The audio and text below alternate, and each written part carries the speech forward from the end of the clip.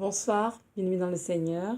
Aujourd'hui, nous sommes le 26 septembre 2018 et je vous souhaite vraiment de passer de bons moments dans la douce présence de notre Dieu qui vous comble de toutes ses grâces. Aujourd'hui, nous allons continuer l'exhortation sur la sanctification.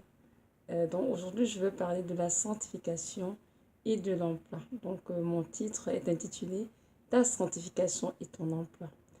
Comme je l'ai dit dans la vidéo intitulée La sanctification est un tout, j'ai dit que la sanctification, en fait, implique tous les domaines de notre vie et qu'il n'y a pas de domaine qui soit exempt. Non. Lorsque le Seigneur demande dans Hébreux 12, verset 14, de rechercher la paix avec tous et la sanctification, sans laquelle personne ne verra le Seigneur, il faisait allusion à tout ce que nous sommes. Donc, la sanctification ne se fait pas en partie, non, elle doit être complète. Donc, elle touche à tous les domaines de notre vie et implique notre esprit, notre âme et notre corps. Donc, aujourd'hui, je vais parler vraiment de la sanctification et de l'emploi. Donc, ici, je m'adresse plus à ceux qui travaillent dans le monde séculier, parce que j'ai fait le travail dans le monde séculier avant d'arrêter. Donc, je sais à peu près qu'il y a des petites choses que le Seigneur m'a enseignées entre-temps et j'ai pu comprendre aussi les erreurs que j'ai commises dans le passé. Donc, aujourd'hui, ceci fera l'objet de cette vidéo. Donc, comme je dis tout à l'heure, c'est qu'il dans Hébreux 12, verset 14, de rechercher la sanctification sans laquelle personne ne verra le Seigneur. Donc, la sanctification n'est pas un jeu, c'est pas une blague, mais c'est véritablement une recommandation du Seigneur. Parce que nous disons dans la parole, je crois que dans Lévitique 19, verset 2, soyez saints car je suis saint. Donc, Dieu nous appelle tous vraiment à nous sanctifier et à demeurer dans la sainteté en tout temps, en tout lieu, car telle est sa volonté pour nous. Dans un premier but, de l'honorer en tant que Père, parce qu'il est notre Dieu, notre Père, qui nous a sauvés. Dans deuxième but, vraiment de nous garder aussi, hein, vraiment loin des ténèbres, parce que lorsqu'on se sanctifie, évidemment, on ouvre beaucoup de portes à l'ennemi où on est forcément attaqué. Donc, c'est sûr qu'on se sanctifie, évidemment. Satan a moins de contact avec nous et on bénéficie pour cela. Et aussi dans un but, comment dirais-je, dernier, d'entrer aussi, évidemment, comme on dit dans la parole, que si on ne sanctifie pas, on ne verra pas le Seigneur. Donc, si on veut voir le Seigneur un jour, si on veut faire partie de ceux qui seront enlevés, c'est donc important de se sanctifier. Donc, c'est ça. Lorsque j'ai travaillé dans le monde séculier, je travaillais dans une, comment dirais-je, dans une compagnie pharmaceutique qui s'occupait justement de la recherche clinique. Et je me suis rendu compte parfois, durant les heures de travail, parfois je pouvais faire des choses qui m'étaient personnelles, comme peut-être taper un document sur Word, ou bien faire un travail de l'école quand j'étais en train de travailler. Donc je peux faire des petites choses comme ça, mais ça prenait parfois 20 minutes, 30 minutes, même une heure. Et à l'instant, je faisais, je ne trouvais rien de mauvais à cela.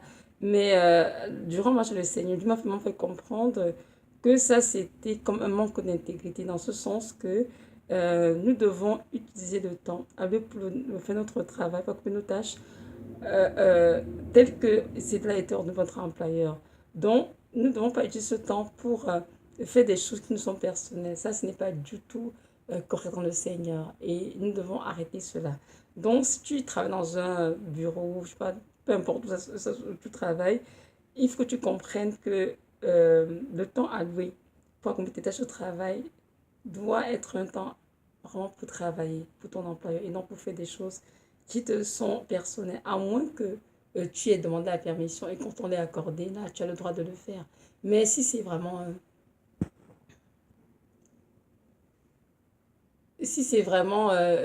quelque chose que tu fais en cachette, en arrière, quand tu ne veux pas que quiconque le sache, j'aimerais te dire que dans le Seigneur, ce n'est pas bien, ce n'est pas du tout juste et ce n'est pas intègre. Alors que Dieu nous appelle à demeurer dans l'intégrité, à marcher dans la vérité. Donc c'est important d'arrêter de faire cela. Le deuxième point que j'aimerais aborder, ce serait de ne pas euh, euh, prendre les choses qui sont à notre employeur sans sa permission. Exode 20, verset 15 dit ceci, tu ne voleras point, pardon. Donc, nous comprenons bien que, pardon, voler ici, c'est tout simplement prendre quelque chose qui nous appartient pas sans la permission. Je sais qu'il y a beaucoup de gens qui ont cette tendance à se dire, je suis au travail, je peux me permettre de prendre, je sais pas moi, des chemises, des trombones, des stylos, même si cela appartient à l'employeur, ce n'est pas si grave que de toute façon je travaille, j'ai le temps d'en prendre pour amener ça chez moi. Mais je vais te dire que si tu fais ça, je veux que tu saches que c'est du vol. Parce que ce qui ne nous appartient pas, on a besoin de le prendre sans permission. J'ai l'impression qu'on néglige ça. On néglige beaucoup certaines choses parce qu'on se dit, mais c'est un petit truc, c'est un petit péché, c'est pas grave. Devant Dieu, il n'y a pas de petit ni de grand péché. Un péché est un péché. Donc, cela dit dans Exode 20, verset 15, de ne pas voler, il ne faut pas voler. Et que veut dire voler? Voler, c'est tout simplement prendre quelque chose qui n'appartient pas sans la permission. Donc, on ne peut pas se permettre, que ce soit dans une maison, de prendre des objets qui appartiennent à quelqu'un d'autre sans sa permission.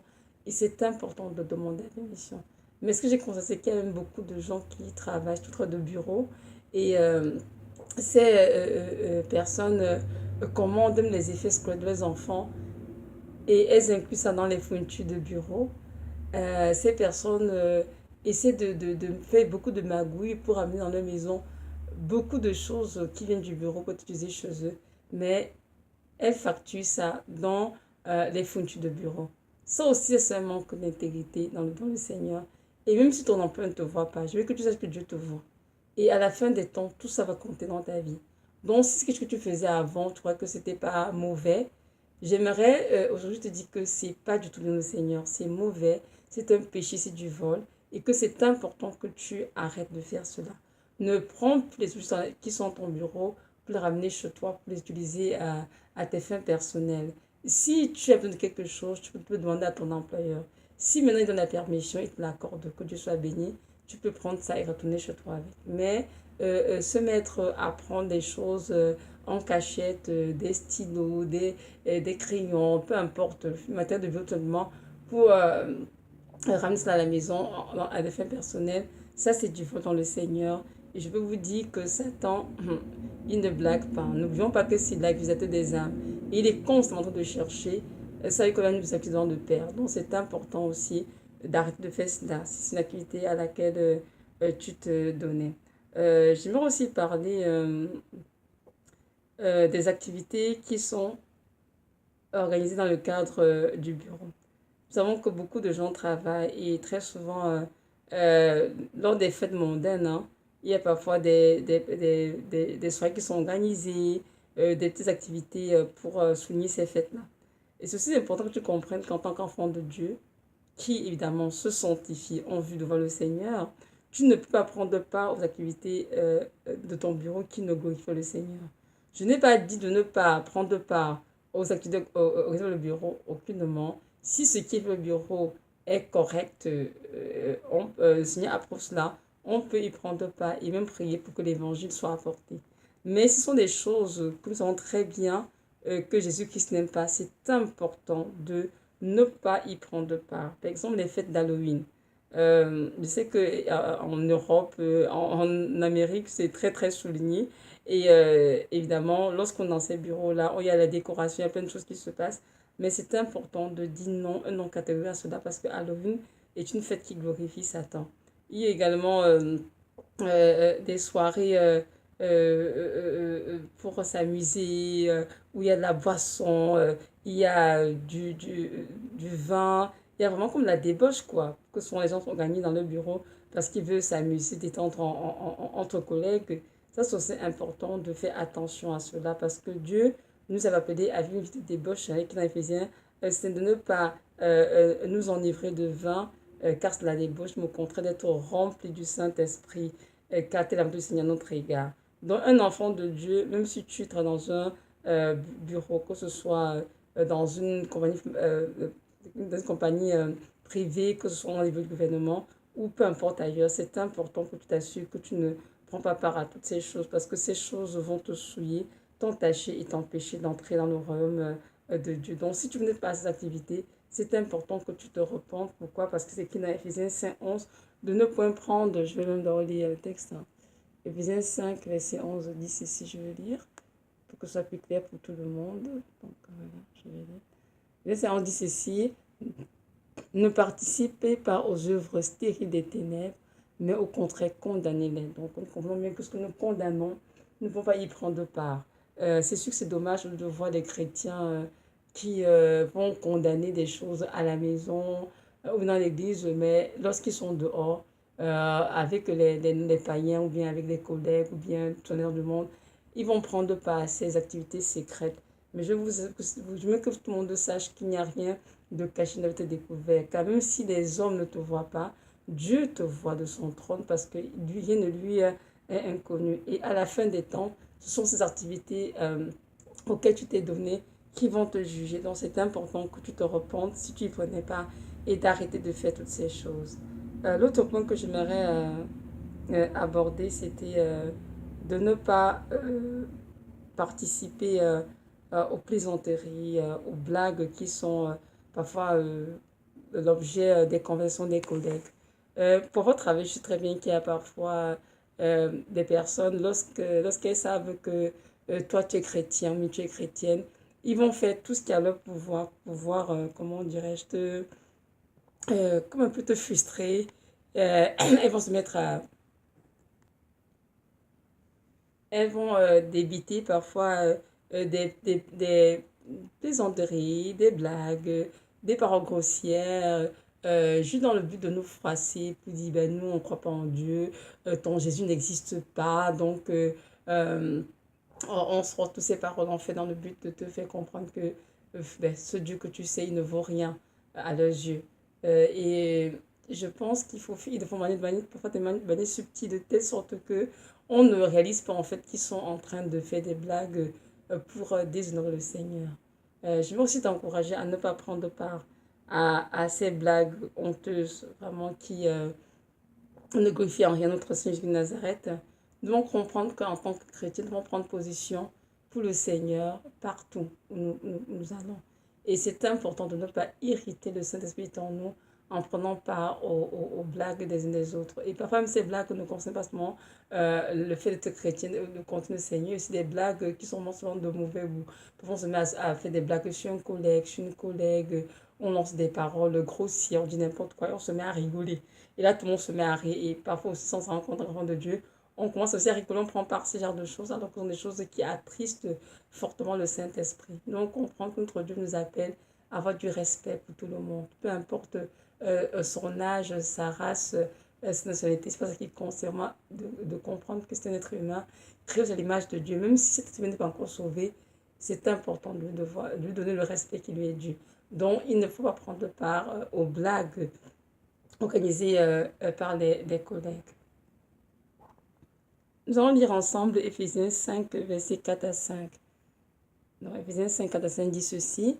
Qu'on n'entende ni paroles grossières, ni propos insensés, ni plaisanteries, choses qui sont contraires à la bienséance, mais plutôt des actions de grâce. Car sachez-le bien qu'aucun fornicateur, ni impur, ni cupide, qui est un idolâtre, n'a d'héritage dans le royaume du Christ et de Dieu. Amen. Donc voilà, c'est très clair. Le Seigneur est reçu de ne pas débiter des propos insensés, des plaisanteries, des paroles grossières, choses qui sont au contraire d'élever d'action de grâce vers le Seigneur.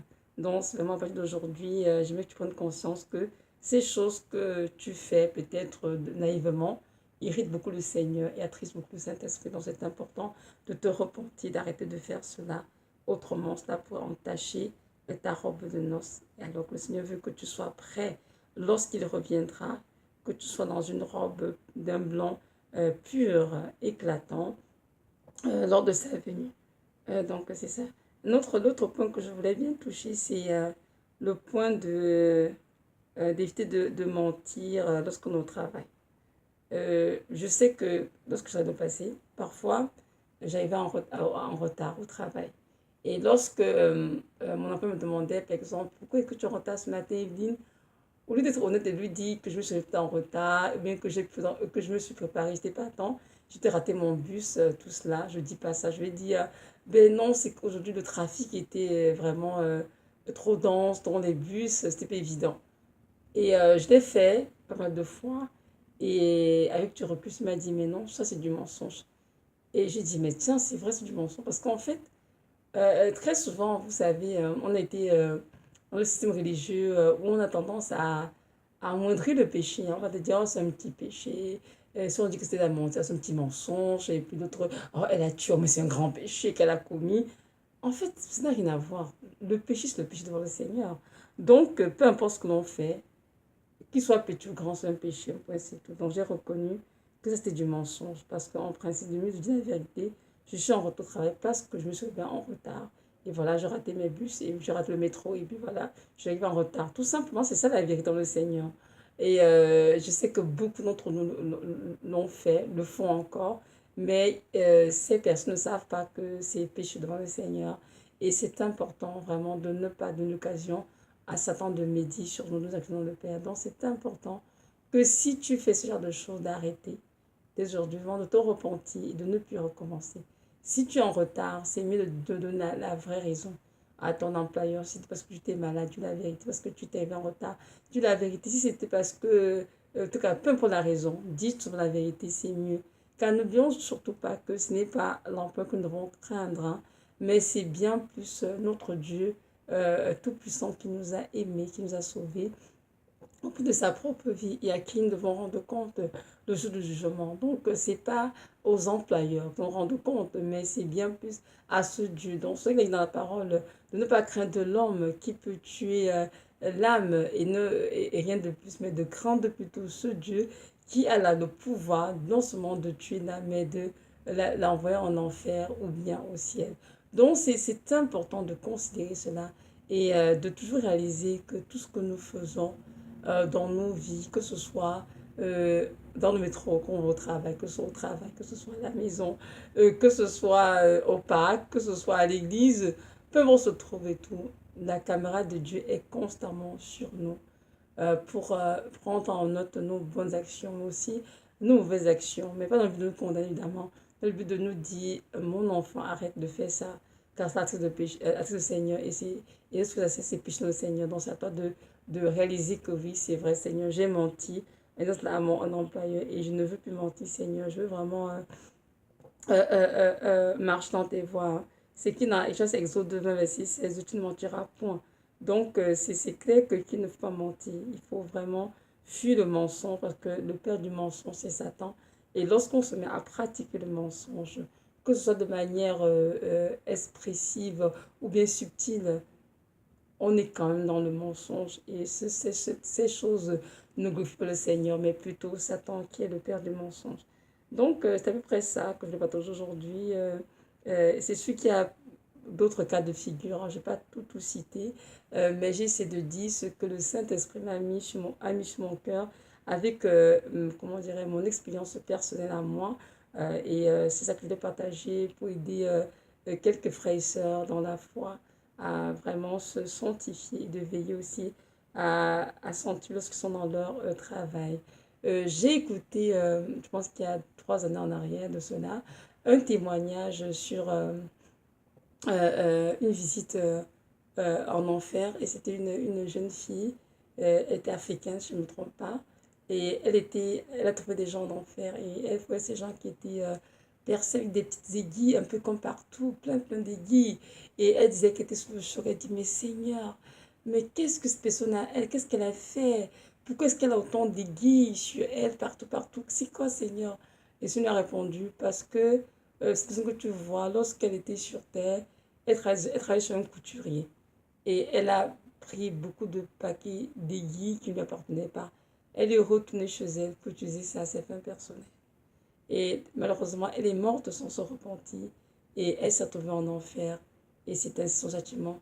Elle sera constamment percée de plusieurs aiguilles partout sur son corps, du visage jusqu'à la tête, jusqu'aux pieds.